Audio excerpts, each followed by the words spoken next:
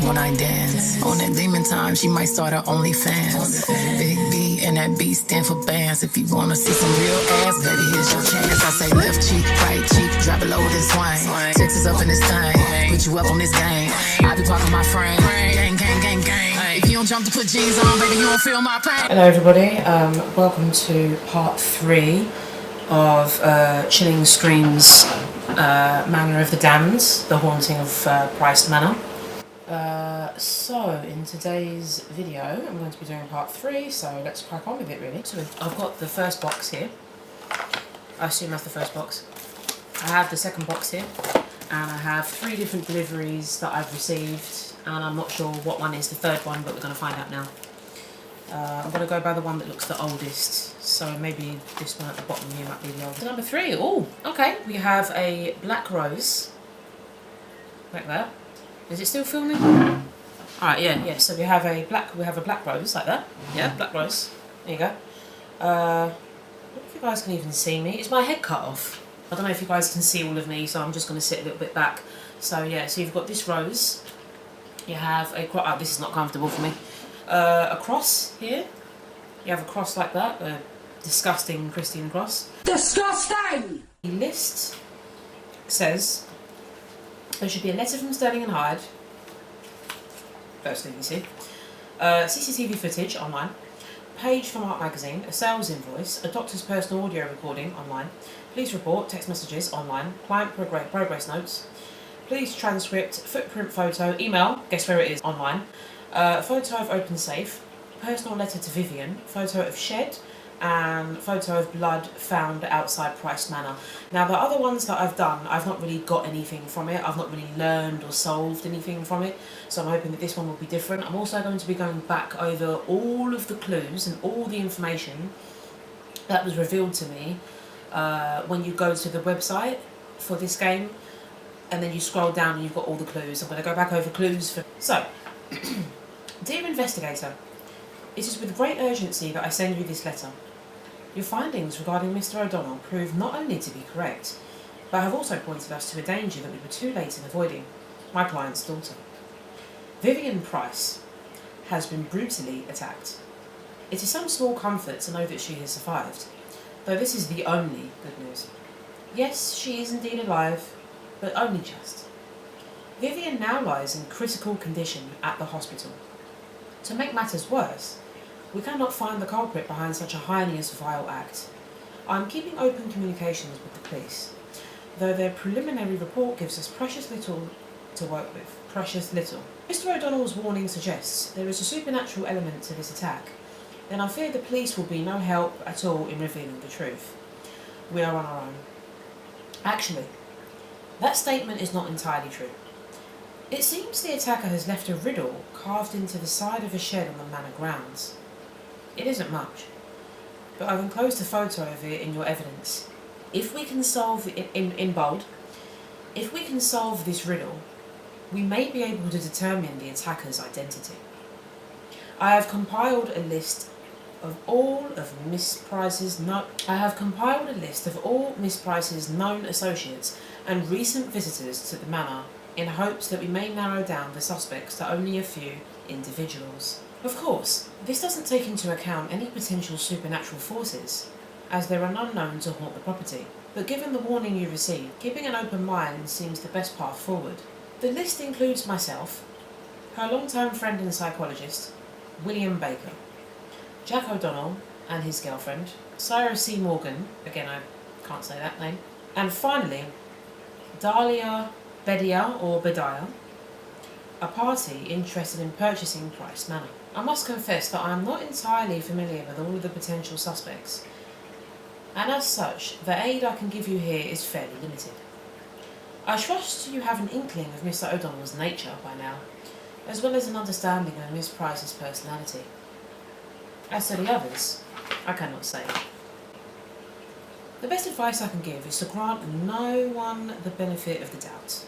Everyone may have their own motives, and it is entirely possible they may not be themselves. Contact me the moment you have a lead on who or what may have been responsible for this attack. My apologies if this batch of evidence seems somewhat rushed and haphazard. Given the turn our investigation has taken, time is of the essence, and I have not had the chance to do my usual thorough work. I have, however, managed to update your workspace at chillingscreams.games/ I'm not saying, which you can access using this passcode. I'm not telling you that.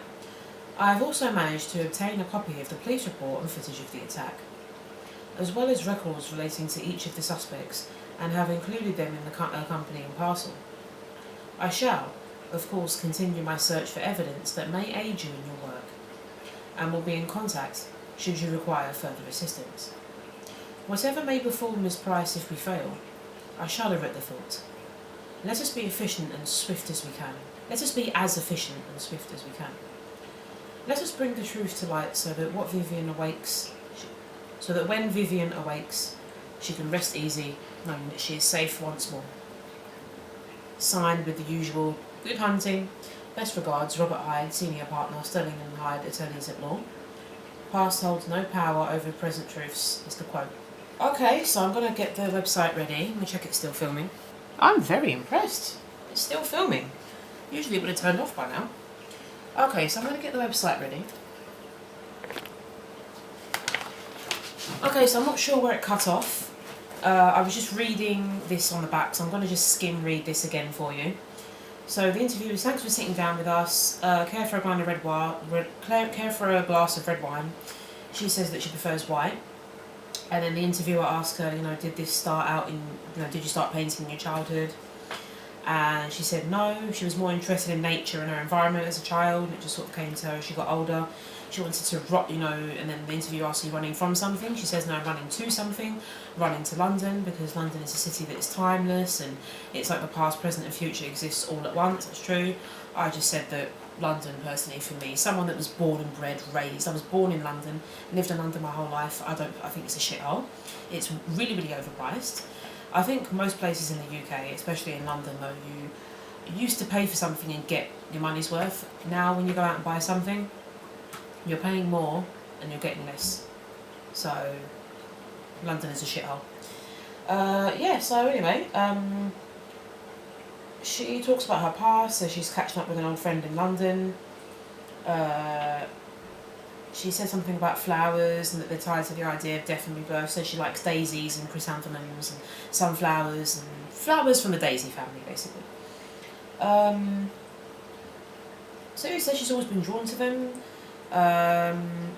They talk about the fact that her painting isn't of actual flowers, and she said no. She took, her idea of the city and sort of turned it into a flower, I guess. Is that what she said? I think that's what she said. And then she talks about all the proceedings of the tickets for her exhibition going to the benefit of the Pryce Foundation and Paediatric Research. And that's it. So yeah, so if we open this up, we can see. Ooh, what's your horoscope? Oh, I like this.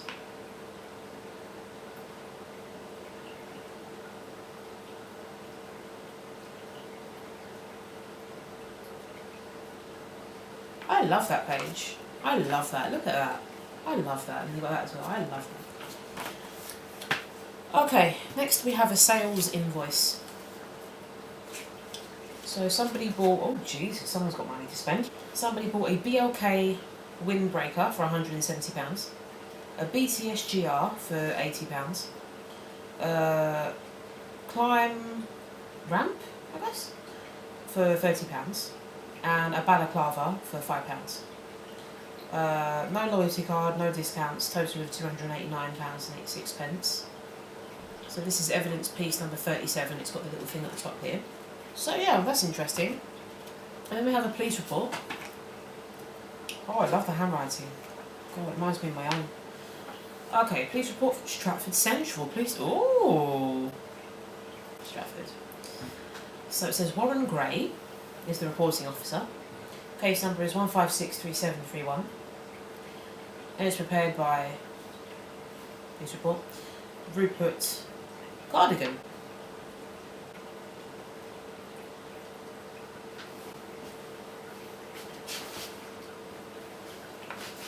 So many old people around here that explains why this ambulance is going up and down all the time. Vivian Pryce, it's kind of hard to read, but it's still very legible at the same time.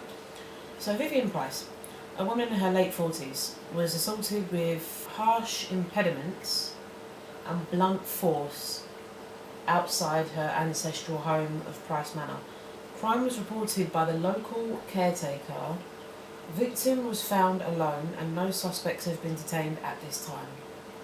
At approximately 3 on Sunday night, a call was received stating that a female had been assaulted fist first outside of Pryce Manor.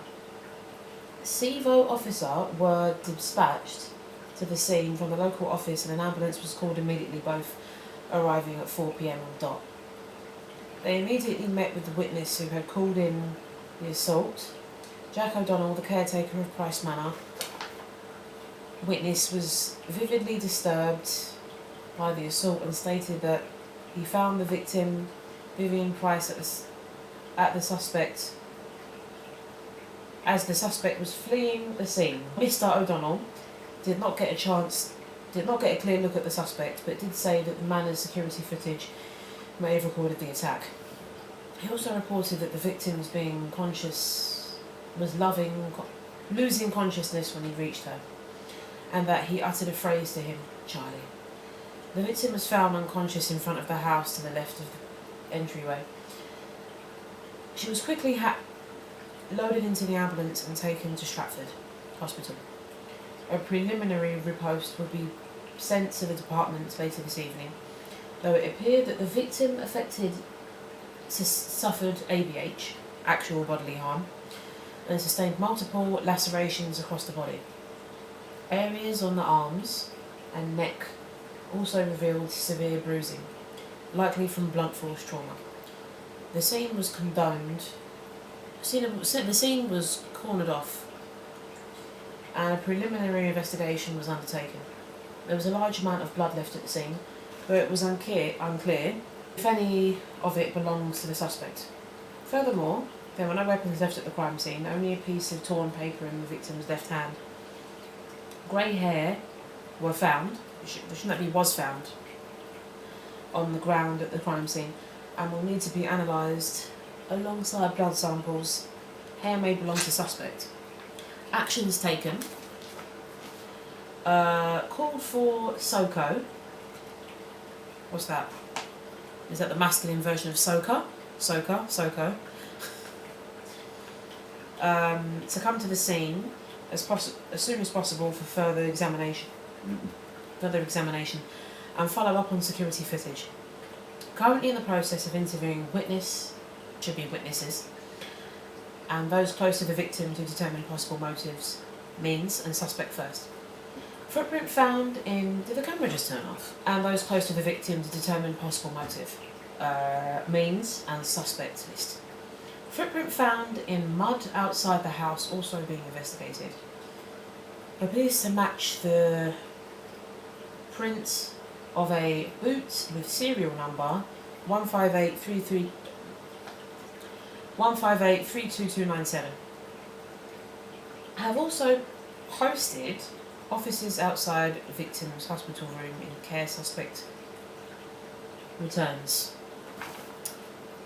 Okay, this is very useful. I'm going to keep that to the left and not the right. And then we have another thing from the police station. So it says here, the following is the questioning of Mr. Jack O'Donnell in relation to case number 1563731. Mr. O'Donnell serves as a primary witness to the incident. Mr. O'Donnell is an Irishman and appears to be at least 50 years old with a few grey hairs in his beard. Please state your... Oh!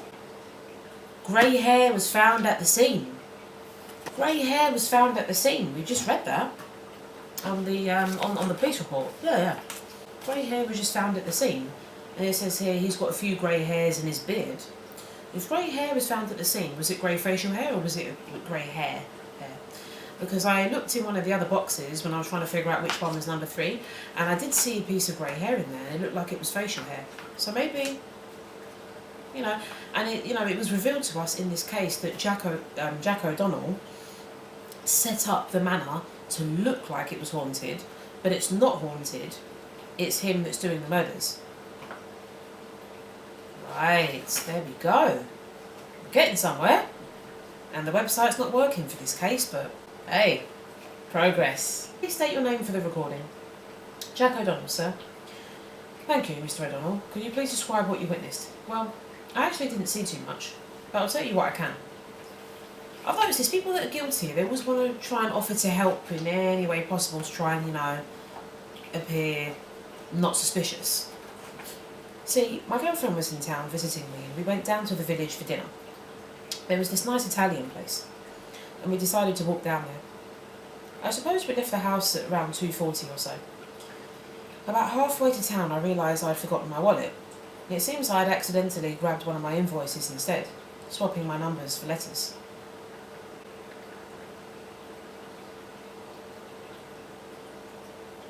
Sorry guys, I just stopped because I remember in the last case it said there are numbers where there should be letters. So he said, and it's even underlined here, if you look at it, is it still recording? Yeah. It's even underlined here, I don't know if you guys can see that. It's underlined, let me move my drink.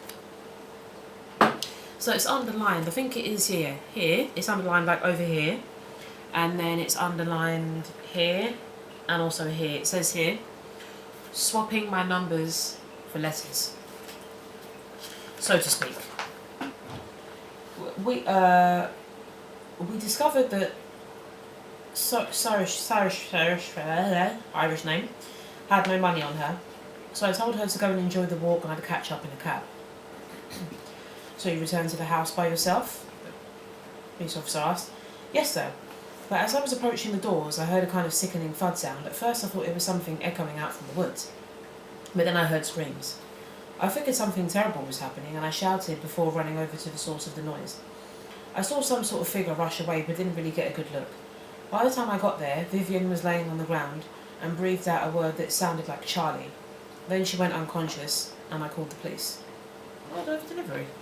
He says that he went to go back home to get his wallet, his such and such forgot this, bunch of excuses basically. His girlfriend had forgotten something, I think he forgot something, so he went home, she walked, he caught up with her in a cab, he went back home. As he got in, he heard screams, he heard a thud, he went to go look, see what happened, he shouted, and by the time he got there a figure had rushed off, he didn't get a good look. Vivian said, Charlie. Let's continue. Then she went unconscious and I called the police. Do you know why Vivian was at the property? I believe she had some affairs to take care of regarding her dad's estate. I tried to help her as best as I could in that regard. She should have stayed away. Why do you say that? Death is a tricky thing, gents. In the case of someone like Mr. Pryce, it's likely to draw out the crazies. Now me, I'm used to them. Kids were always trespassing even when he was alive, but now that he's dead, it's been worse. Much worse. I did my best to be there with her when she was on property, but I didn't know she'd be visiting that night. I thought she'd retired to a hotel already. My guess is that she must have thought she was meeting someone. She was staying in a hotel. You have to understand that Vivian doesn't much like the old place. Can't say I blame her. And then continuation of the transcript. I see.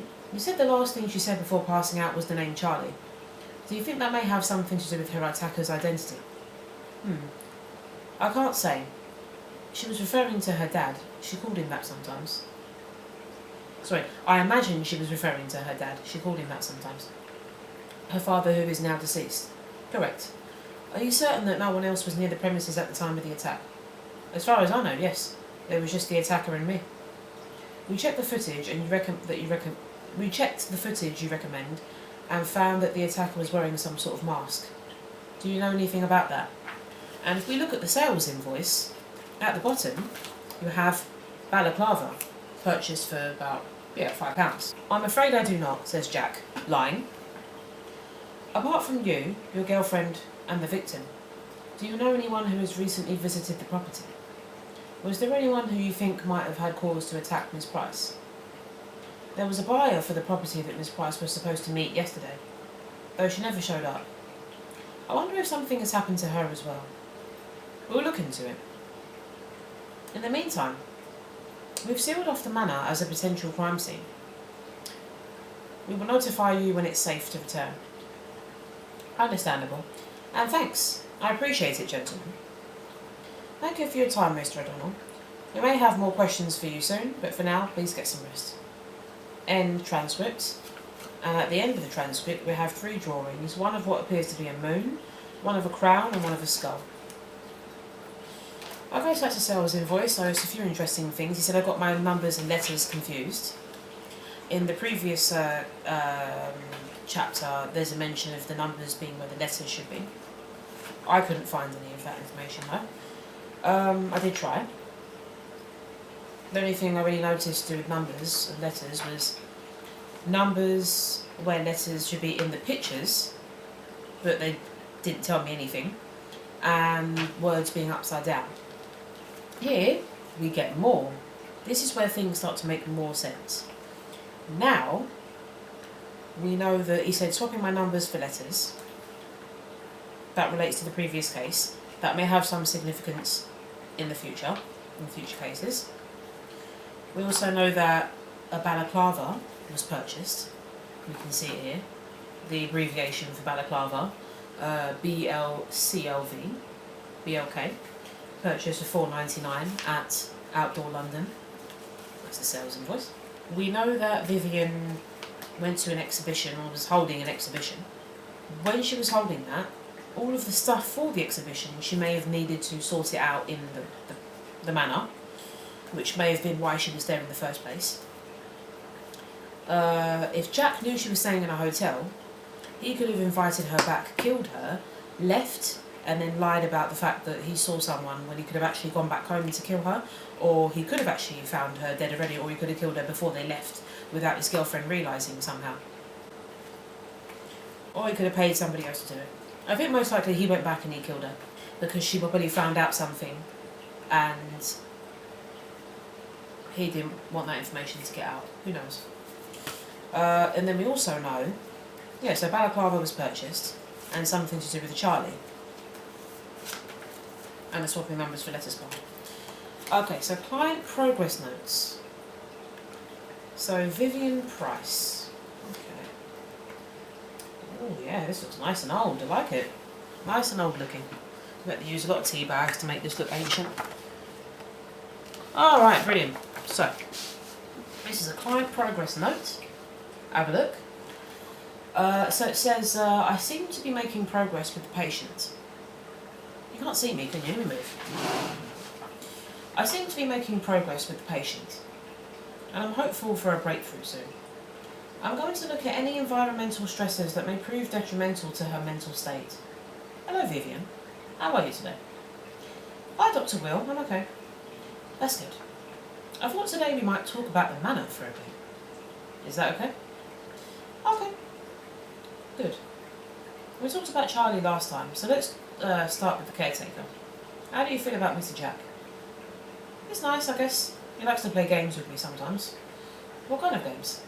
Sometimes we like to play connect the dots. I always have lots of dots in my paintings, and Mr. Jack likes to see what happens when we connect them. Oh, and when I run around outside, sometimes he likes to chase me, but I'm too fast for him. Oh, really? How fast are you? Really fast. I'm like a cheetah, and nothing's faster than a cheetah, not even a wolf. Wolf? Yeah, sometimes Mr. Jack laughs and howls before he chases me, so I call him a wolf. I see. Does that worry you? Not really. Why? That the wolf might one day catch you. Mr. Jack knows the property well, after all. What if he takes a shortcut? Why would the doctor be asking that? Oh, they've done this one, but maybe the doctor's the one that killed her then. Fuck. Because he's got access to all sorts of stuff that can kill people. Morphine, bloody this pill, that paralyzer, this, knives, fucking scalpels, fucking all of it. The full shebang. That the wolf might one day catch you. Let me see if this is still recording. That's not in the rules. That would be cheating. About taking shortcuts. Of course. Can I tell you a secret? Why, yes, Vivian, of course you can. And then she whispers, sometimes I hide in the garden bushes out front. He never finds me there, even though sometimes the ground creaks. That's a good hiding spot.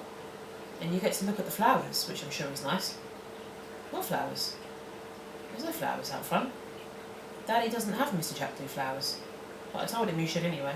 Maybe that's just an assumption he made about there being flowers there. Perhaps I can help them. I was planting flowers in my garden at home and have a few seeds left over. Would you like them? Now, he's got a reason to go and be in her garden.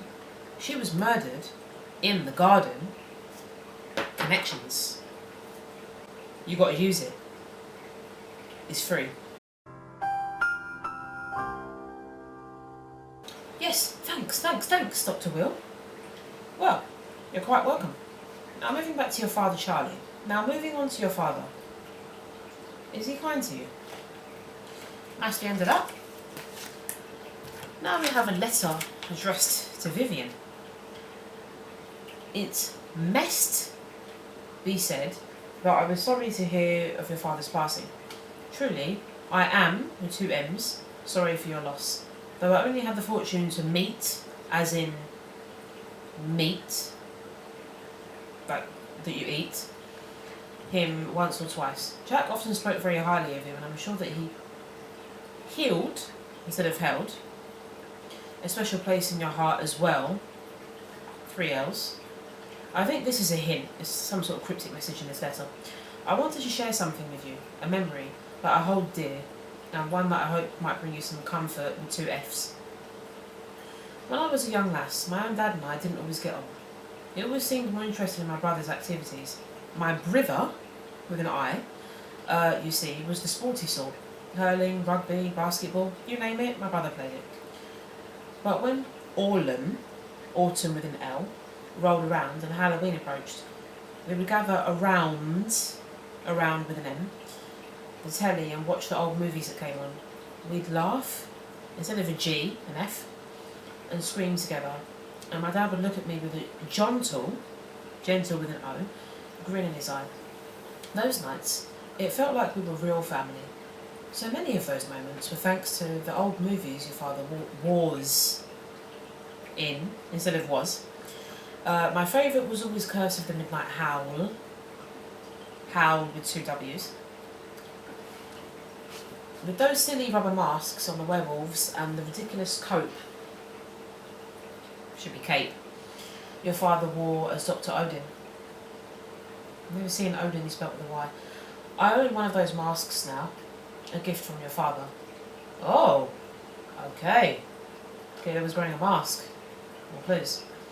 And when he would get that kooky look on his farce, instead of face, it's like face with an R in between the 2 letters, in between the A and the C, and look into the camera. Right, I'm assuming that you didn't really get much of what was written in the letter. Anyway, I'll read it again. No, I'm not going to read it again. I'll just put this and this. Okay, there you go. Now, let's continue. I'm sorry about the camera cutting, guys. I don't know, my Canon camera just keeps cutting off whenever it feels like. I don't know how to change it. I'll have to call Canon again. The twist of the knife. A poor woman, blank, by her kindly, blank, and deranged. The twist of the knife.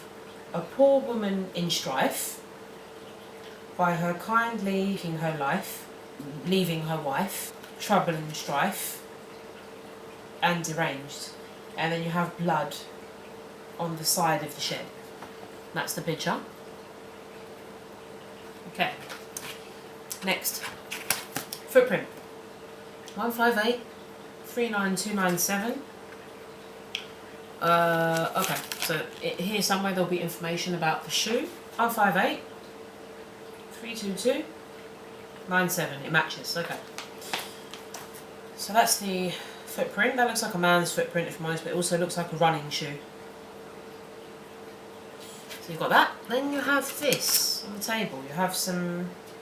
There you go. It's a letter. The letter says, "And so I trust this to your care. Please keep it secret and keep it safe. Whatever you do, please do not open it. I know I can count on you, Vivian. You've always made me the proudest father on earth. I love you. With love, Charles." Because his daughter loves him, he knew if he told her, "Oh, don't open this," she won't open it. And that way, either she will get framed for the murder out of her curiosity and the police will go, "Why is it in your home?" Or if she doesn't open it, she keeps it, and then he's got a place to hide his evidence until or unless the police get a warrant to search Vivian's place. That's very interesting. Okay, so that so what I've concluded, obviously, yeah, Jack set up the manor to look like it's haunted. We know that. Jack wore a mask on his hiking trip, I think. Vivian also mentioned the mask. A balaclava was bought. It doesn't say who bought it though, does it? Yeah, there's no name, no customer name. So yeah, so that is all of the information. I think the most likely, I think Vivian, Jack. Yeah, I think Vivian and Jack definitely know something. They definitely know something. I'm struggling to understand the significance of this though. There were no mentions of religion, so... Okay guys, thank you very much for watching. Sorry about the camera cutting off. I aim to be doing more videos soon, and I fucking always say that. You know, it's just I've just changed jobs like 2 months ago, so I'm doing other things. There's just too much to juggle really, but I'm here. So I have another 2 to play after this. This is chapter 3. So I have chapter 4 and chapter 5 to play. I'll be playing them in the coming weeks. Thank you very much for watching. And what all you guys can do is you can go to my TikTok, Jasmine Morris 1912, or Jasmine L Morris 4, and it's the one where I'm on a yellow sofa and I've got my legs crossed. That's me, because there's one that I made by mistake. I don't use that one, but the one with the profile picture, yellow sofa, legs crossed, that's my most active TikTok account. Jasmine Morris 191 is my first TikTok account, but I got banned from live streaming, so I don't really use it. So yeah, so thank you very much for watching guys, I do appreciate it. Have a good one, and I'll see you again sometime soon. I mean, you're not going to say that, are you? Love, peace, and